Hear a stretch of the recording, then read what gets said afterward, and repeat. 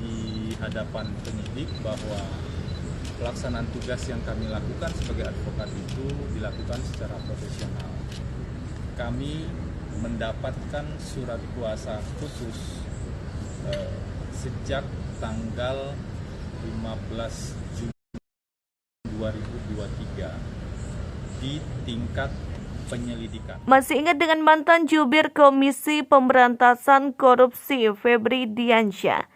Usai membela Verdi Sambo dalam kasus pembunuhan berencana terhadap Brigadir J, Febri Diansyah kini diketahui menjadi pengacara mentan Syahrul Yassin Limpo. Febri Diansyah diketahui telah diperiksa KPK sebagai saksi kasus dugaan korupsi di Kementerian Pertanian.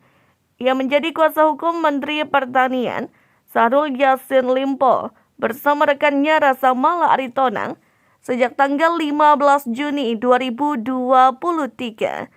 Ketika dugaan korupsi di Kementan sedang diselidiki KPK, Febri mengaku diperiksa terkait draft pendapat hukum yang diberikan ke Syahrul Yassin Limpo. Dirinya menyatakan bersedia menjadi pengacara Syahrul Yassin Limpo karena isu dugaan korupsi itu disebut terkait kontestasi politik tahun 2024. Sebagai informasi, Syahrul Yassin Limpo merupakan satu dari dua politikus Partai Nasdem yang tersisa di Kabinet Indonesia Maju. Sebelumnya, Menteri Komunikasi dan Informatika Johnny G. Plate sudah terlebih dahulu tersandung kasus dugaan korupsi pengadaan menara BTS 4G Bakti Kominfo. Atas hal tersebut, kasus yang diusut KPK ini pun disebut-sebut bentuk politisasi, mengingat saat ini juga merupakan tahun politik menjelang pemilu 2024.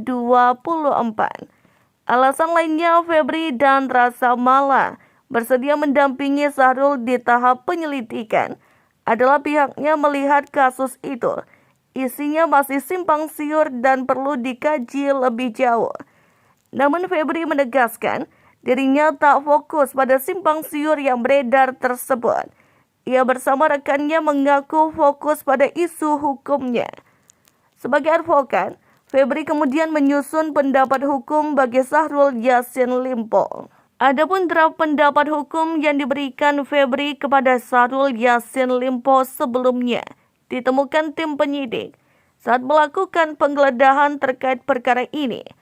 Meski demikian, tidak disebutkan lebih lanjut lokasi penggeledahan dimaksud. Dalam draft itu, tertulis 9 rekomendasi terkait pengendalian sistem internal dan upaya pencegahan korupsi di Kementan. Adapun kasus yang di Kementan ini disebut KPK ada 3 klaster. Lembaga anti rasuah menerapkan 3 pasal terkait dugaan korupsi di Kementan, yaitu terkait pemerasan dalam jabatan, penerimaan gratifikasi, dan tindak pidana pencucian uang. Download Tribun X sekarang, menghadirkan lokal menjadi Indonesia.